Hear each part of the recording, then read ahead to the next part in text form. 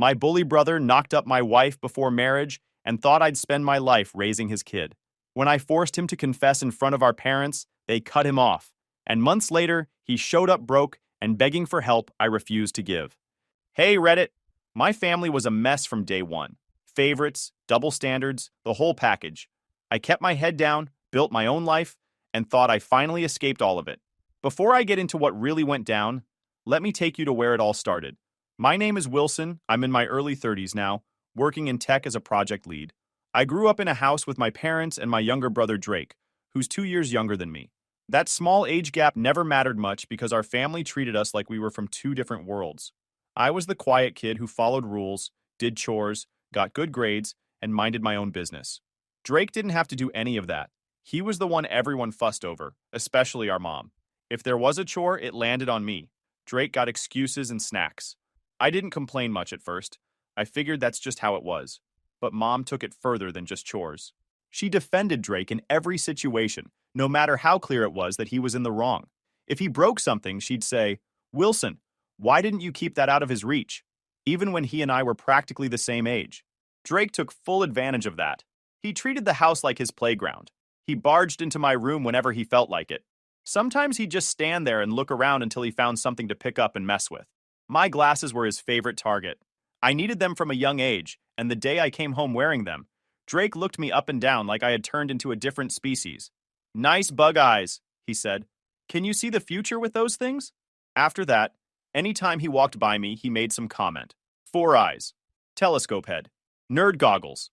School didn't give me much of a break either. A couple of kids in my grade liked to mess with me. Take my lunch, push me in the hall, call me names. Drake saw it happen plenty of times. Instead of helping, he joined them. Once, a kid shoved my books out of my hands, and Drake laughed louder than anyone else. He said, "Wilson's always dropping stuff. He's clumsy like that." Then he walked off with them like they were his friends instead of mine. I tried telling Mom about it more than once. She didn't even let me finish before she shut me down with the same line every time. "Boys play like that. Don't make everything a big issue."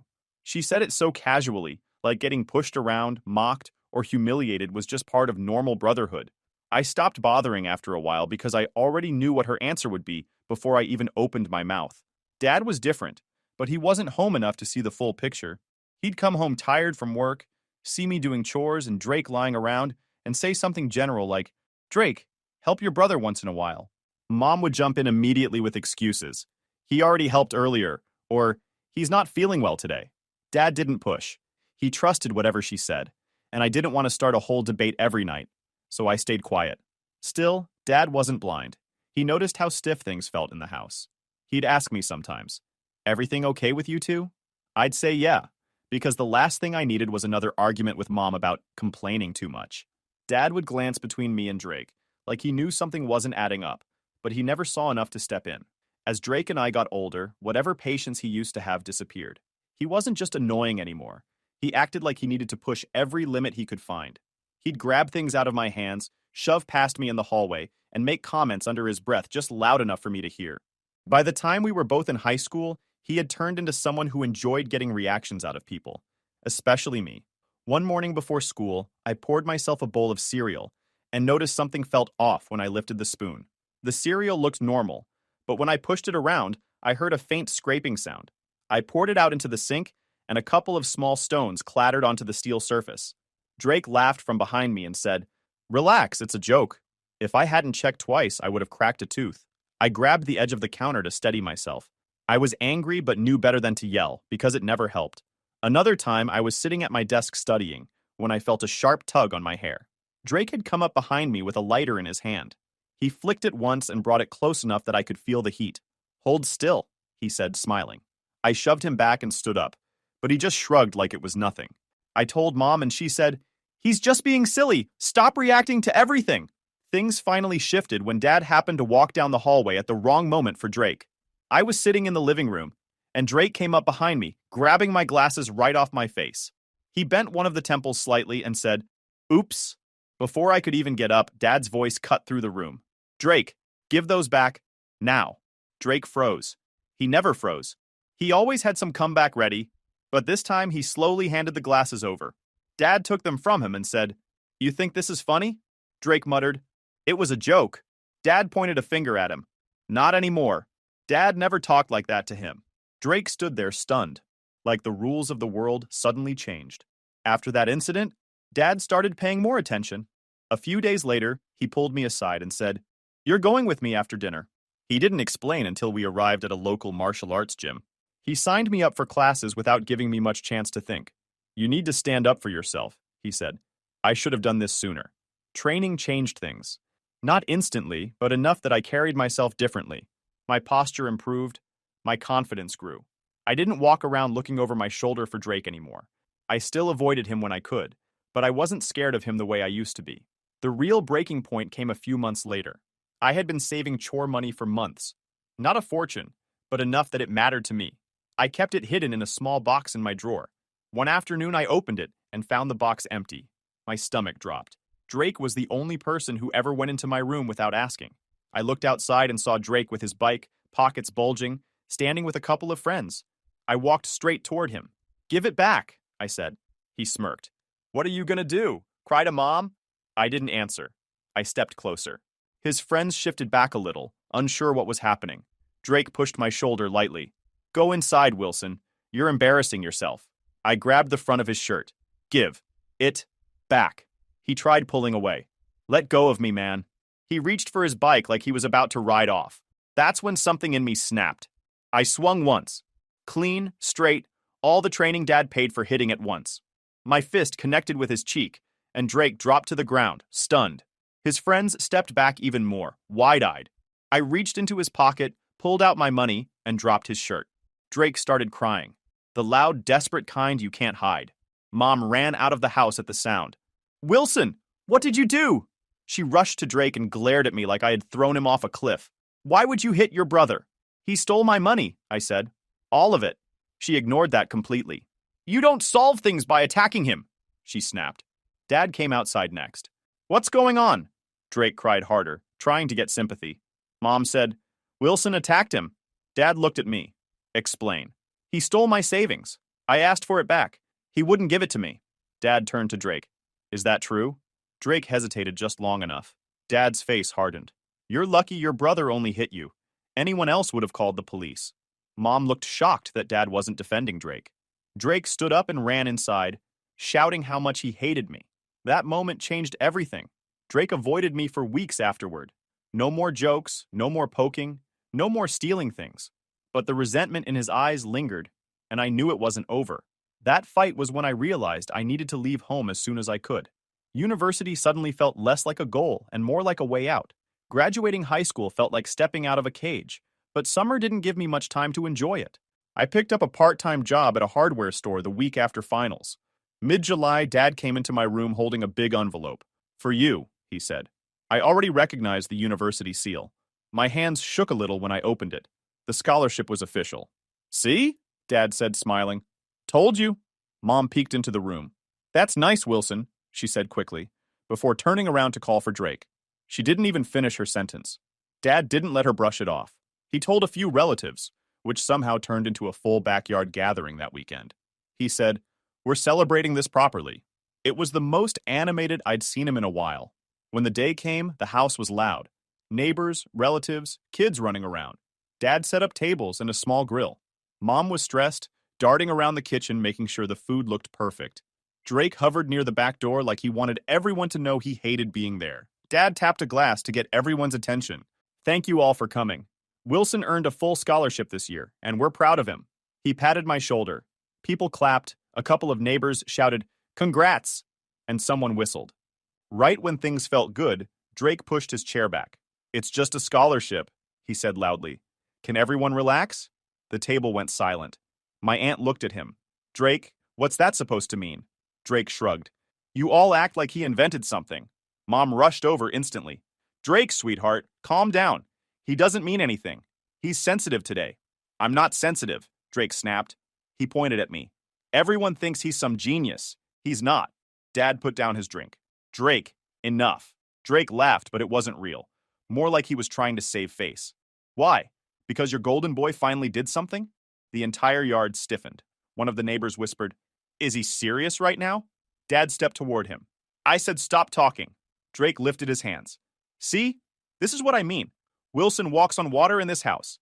Dad didn't yell often, but when he did, it carried. Drake, sit down and shut your mouth. Everyone froze. Mom looked stunned. Drake stared at Dad like he'd never seen him before. Then Drake kicked his chair back and stormed inside. The back door slammed so hard the music on the speaker glitched for a second. Mom hurried after him, muttering apologies to guests who weren't even talking to her. People tried to restart conversations, but the energy had been punched in the throat. I thanked everyone as they left, but most of them gave the same look. Half pity, half, wow, that kid is a problem. When the last person left, Dad leaned against the doorway and let out a slow breath. He needs to get a grip, he said. Mom reappeared behind him, red-eyed. He's upset, she whispered. Dad didn't entertain it. As the end of summer came, I started packing. Suitcase open, folding clothes, making lists. Drake passed my door a few times, never stopping. Once he paused just long enough to say, "Don't come crawling back when they see the real you." I zipped my suitcase without responding. Move-in morning arrived early. Dad helped carry boxes to the car while Mom hovered around Drake in the living room, asking if he ate breakfast. She barely looked at me. Before we pulled away, Dad said, "Call if you need anything." Mom came out only after he honked once. "Drive safe," she said quickly, then turned back toward the house where Drake was standing with his arms crossed. Drake didn't wave. He didn't nod. He stood there like the whole world owed him something. As the car rolled out of the neighborhood, I felt my shoulders drop for the first time in years. I wasn't happy yet, just relieved. Leaving didn't fix anything, but it finally felt like I had a chance to breathe without Drake in the next room, waiting to ruin the moment. I didn't know what waited for me at university, but I knew one thing for sure. Whatever it was, it had to be better than the summer I was leaving behind. Starting university felt like stepping into a different version of my life, one where the air didn't feel heavy and the walls didn't listen to every sound I made. I shared a dorm with a quiet engineering major who spent most of his time coding, so the room stayed peaceful. The first month alone made me realize how tense I'd been my whole childhood. I made a small group of friends pretty quickly. One of them, Evan, kept saying, "You gotta meet Stella. You two will actually get along." I rolled my eyes every time. Everyone thinks they know who you'd click with. But one night, after a study session, Evan brought her along to get food on campus. She introduced herself with this relaxed confidence. "I've heard way too much about you," she said, smiling. We ended up talking the entire walk. It wasn't romantic right away, just easy. Easy was something I wasn't used to, so I kept meeting up with her. We kept things casual at first. Movies, grabbing food, exploring campus. She had this habit of asking a million questions about my childhood. I told her bits and pieces, but avoided going into too much detail. She could tell something was off, but she didn't push. During our second year together, she asked, "Can I meet your family over the holidays?" It felt strange letting someone into that part of my life, but I agreed. I warned her that my house wasn't the warmest place, but she brushed it off. "I'm good with parents," she said confidently. When we arrived, my mom opened the door, took one look at Stella, and almost lit up. "Oh, she's lovely," she said loud enough for the whole neighborhood to hear. She grabbed Stella's hand immediately and pulled her inside to show her the kitchen, the guest room, the backyard, everything. It was the most energetic I had ever seen her around one of my friends or girlfriends. Dad shook Stella's hand politely. Drake was leaning against the hallway wall, watching her with a look I didn't like. But he smiled and said, "Hey, welcome, I'm Drake." A perfect introduction, like he hadn't spent years acting like I didn't even exist. Stella whispered later that night, "Your brother seems nice." I didn't respond, just gave a small shrug. The next day, Mom made breakfast for everyone, but she put Stella's plate together herself, smiling like she'd won a prize. Drake sat across the table, laughing at every little thing Stella said. He'd never given me that kind of attention in my entire life. When I excused myself to get something from the car, I came back inside and heard Drake ask her, "So how did Wilson convince someone like you to date him?" He said it in a joking tone, but it landed wrong. She laughed awkwardly. "He's great. Why wouldn't I date him?" "I'm just messing," Drake said, grinning. When he looked up and saw me in the doorway, he didn't flinch. Stella didn't catch anything weird about it. She kept telling me later, "He's just being playful," and invited him to things without realizing how much it irritated me. Once we went to see a movie during winter break, and Stella said, "We should ask Drake to come. Maybe it'll help you two bond." I didn't want him there, but I didn't want to argue either. We picked him up, and the whole ride, he kept turning to talk to her while I drove. He asked her about her hobbies, her classes, even complimented her jacket. Nothing blatantly inappropriate, but enough to make my hands tighten on the steering wheel. When we dropped him off, he leaned in the window and said, "Let me know if you ever want to watch something without this guy monopolizing your attention." She laughed like it was harmless. I didn't. Years went by like that. Small moments that bothered me, but Stella never saw anything wrong. I didn't want to come off as insecure, so I kept quiet. We focused on school instead, and by senior year, our relationship felt steady. We had a routine, plans for after graduation, and a vague idea of where we wanted to live. Then Stella told me she was pregnant. She showed me the test with shaking hands and said, "I didn't plan this. I'm scared." I wasn't expecting it either, but I just held her and said, "We'll figure it out." And I meant it. Both our families reacted fast. Dad supported us. Mom nearly cried from excitement. And Drake, oddly enough, barely reacted. He just said, "Congrats, man." But the way he said it didn't sound like he meant it. Stella and I graduated together and got married shortly after. The ceremony was small, just immediate family and a couple friends. She looked happy, nervous, and ready for the next chapter. I thought we were starting our life the right way, building something stable. Back then, I didn't know anything was wrong. I didn't know about the secret conversations, the messages, the moments when I wasn't there. I didn't know that everything was already broken behind my back. The first couple of years of marriage were steady enough, or at least steady compared to what came after. Stella started acting strange in the year after our son was born. Small changes at first, then sharper ones. She got jumpy whenever her phone buzzed and cleared notifications fast whenever I glanced her way. She stayed late at work more often, but her explanations never lined up. One night, she said she was at a coworker's place for a project, but she came home wearing a shirt that wasn't hers. Another time, she said she was visiting her mom, but her mom let it slip she hadn't seen Stella in months. I stopped asking casual questions. I started listening for the lies. The night everything unraveled, it was raining hard. I remember because the sound kept filling the silence between us. Stella sat on the bed scrolling her phone, clearing notifications fast whenever I glanced in her direction. I stood near the doorway watching her, feeling something tighten in my chest. "Stella," I said, "who have you been talking to?" She didn't answer right away. She placed her phone face down and pulled her hair behind her ear. "Work stuff," she said, voice unsteady. "Don't lie. You've been acting off for months." She swallowed hard. "I told you. I've been stressed." "By what? You barely talk to me anymore." Something cracked in her expression, like she was holding a door shut and her arms were getting tired. "Wilson, please," she whispered. I stepped closer. "If there's something I need to know, say it now."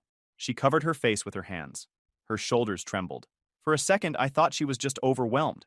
Then she said a sentence that sliced straight through the room. "I slept with someone." The air left my lungs. "Who?" She shook her head, crying harder. "Please don't make me." "Say it," I snapped. My voice shook, but not from fear. She looked up at me with wet eyes and whispered, "Drake." Every sound in the house vanished. My ears rang. For a moment, I didn't move. I couldn't. Then everything inside me detonated. I took a step back, breath shaking, and slammed my fist into the wall beside the dresser. The picture frame hanging there tilted sideways. Stella screamed, "Wilson, please!" But I wasn't listening. Every sound in the house vanished. My ears rang. "When?" She cried harder. "Before the wedding. It wasn't just once." My stomach turned. "When before the wedding?" She swallowed so hard I saw her throat move. "Right around the time I got pregnant." I took a step back like the floor shifted. "So you didn't even know?" "I didn't want to know," she said, shaking. "I told myself it was you. I forced myself to believe it was you." I paced the room, hands in my hair, trying to stop shaking. I felt heat rising up my neck and into my face. "You stayed in my family's house. You talked to my mom. You sat next to me at dinner knowing you—" I couldn't finish the sentence. I punched the wall again. Stella flinched. "Wilson, stop!" she begged. "Please stop." I turned toward her. "Did it happen again?" She didn't speak. "Stella, did it happen again?" Her face crumpled. "Yes, after we got married." My throat tightened. "And recently?" She looked down. "Yes," she whispered. "The last few months. I tried to stop, and I didn't." "You slept with him after he stood beside me at my wedding?" My voice cracked. "You let me shake his hand knowing—" "I'm sorry," she cried, reaching for me. I jerked away. "Don't touch me." I went to the closet and yanked my suitcase down.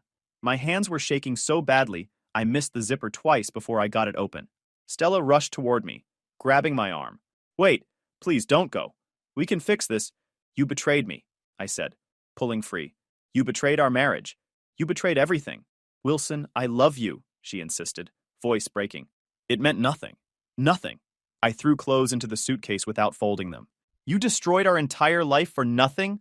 She stood in front of the bedroom door, blocking it with her body. Please don't leave. Please talk to me. Yell at me if you want. Just don't walk out. I'm done talking. I shoved past her. She stumbled, but caught herself on the doorframe. Wilson, she screamed. Please, think about our son. I froze just long enough to look back at her. Her eyes were swollen, face red, hands shaking. I am thinking, I said. I'm thinking about the fact that he might not even be mine. She gasped as if I slapped her. That's not fair. Neither was any of this. I walked out of the room, through the hallway, past the photos she insisted we hang when we moved in. My suitcase bumped against the wall as I dragged it. Stella followed behind me, sobbing. Please don't go, she cried, grabbing my shirt. I pulled away again and opened the front door. Rain blew inside, cold against my skin. I stepped out without another word. Stella stood in the doorway, barefoot, crying so loudly the neighbors probably heard. But I didn't look back. The door shut between us, and her voice faded behind it. For the first time in years, the silence outside felt better than anything waiting for me inside that house. The morning after I walked out on Stella, I drove straight to my parents' house. I didn't bother calling ahead. I'd slept maybe 2 hours in a roadside motel, shoes still on, brain too loud for real rest. I stepped into the living room still wearing yesterday's clothes. Mom was folding laundry, Dad reading the news on his tablet. Mom looked up. Wilson, why are you here so early? Did something happen? I ignored the question. Where's Drake? She blinked. Why would you need Drake? Where is he? I repeated. Dad set his tablet down. Wilson, what's going on? I stayed standing. Call him, or tell me where he is. Mom frowned. You're scaring me. What's wrong? I finally said it. Stella cheated on me. With Drake. Mom shook her head instantly. No, absolutely not. That's ridiculous. It's true, I said.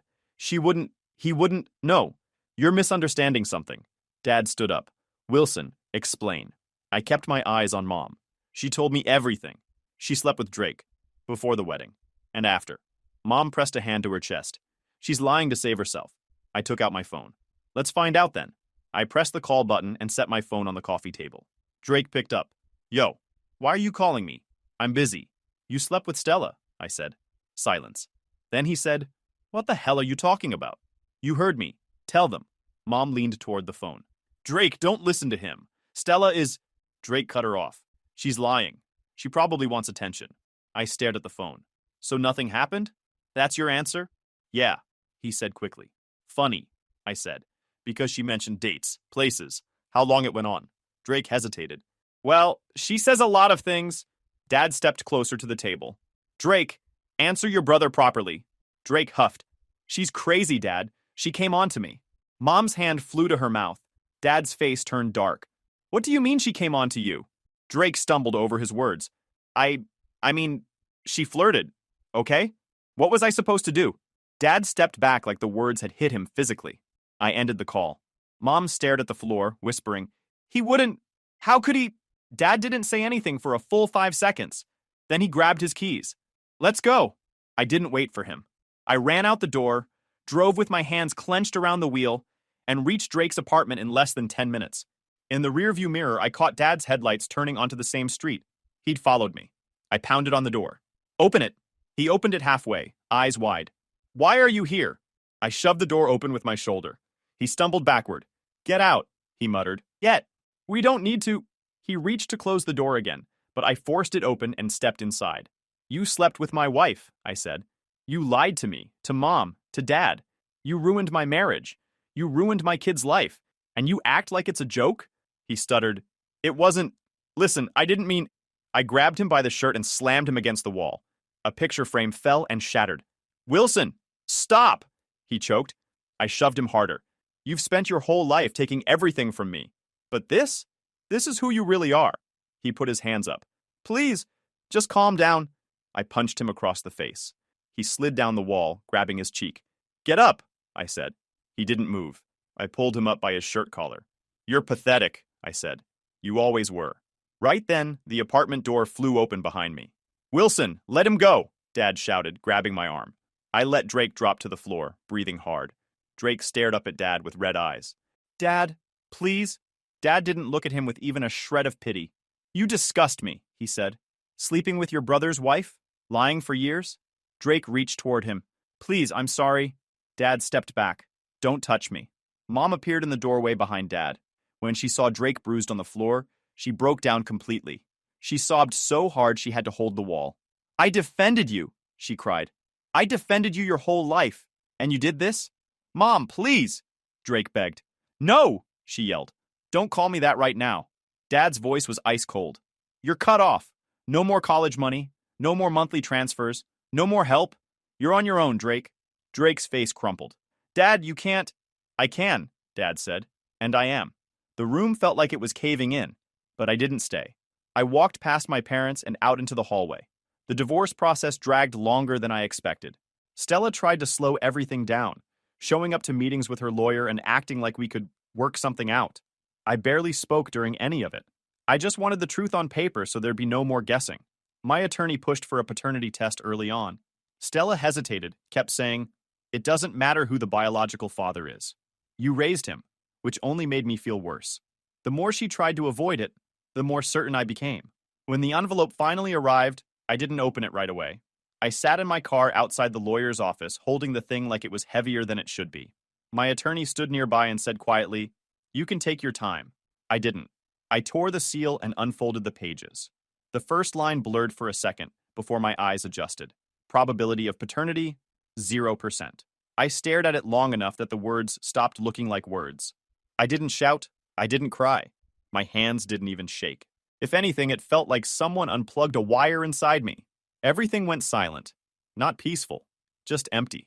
I thought about every moment I held that kid, every diaper change, every late night feeding, every time I stood over his crib making sure he was breathing.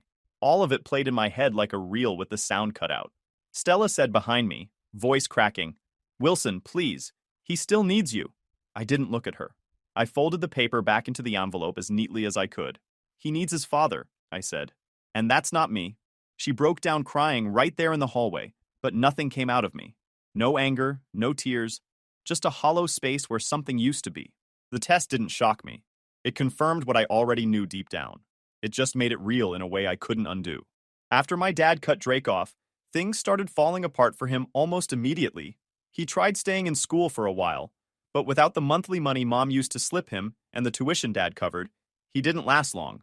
I heard through a cousin that he tried getting a loan, but didn't qualify for anything big. A month later, Drake quietly dropped out of college. By then, Stella had moved out of our old place and straight into his.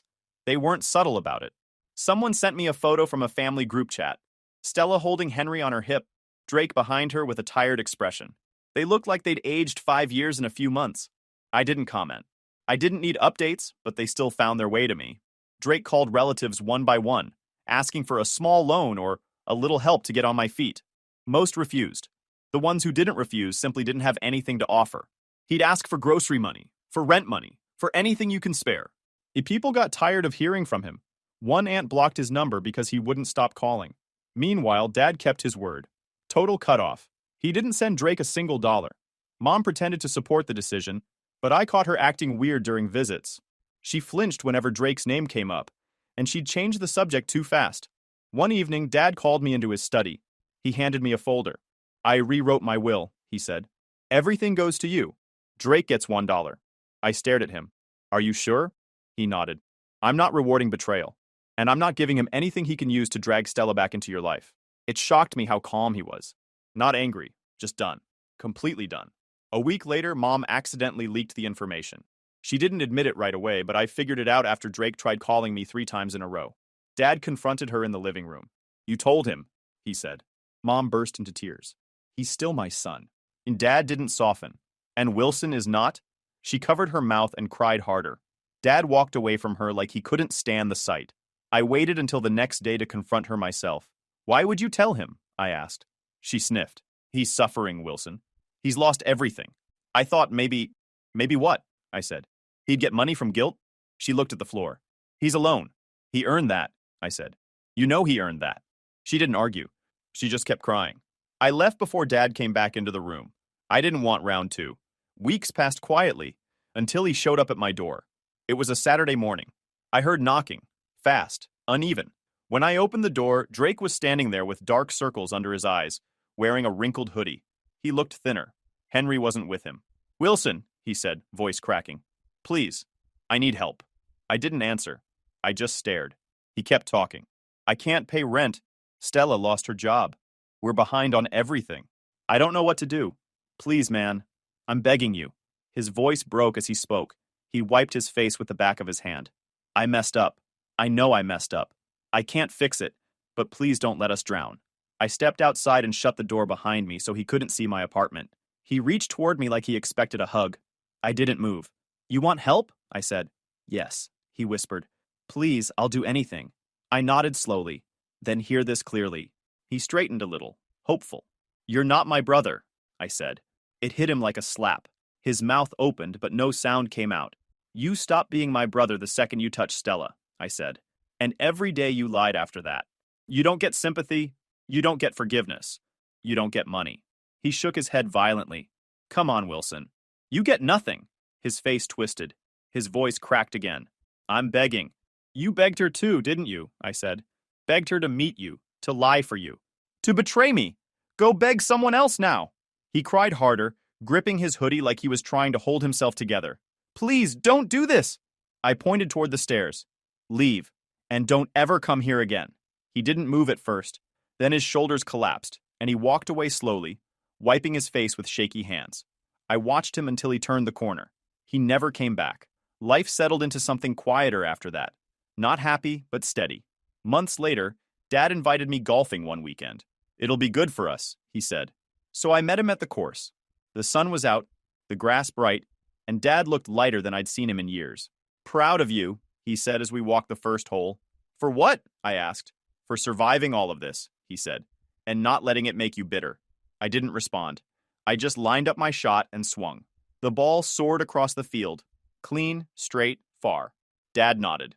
"Good, really good." For once, I believed him. Guys, we are so close to hit 100,000 subscribers on this channel. If you are not subscribed to the channel, please consider subscribing. It really helps hit that 100,000 mark. Thanks for making this dream come true.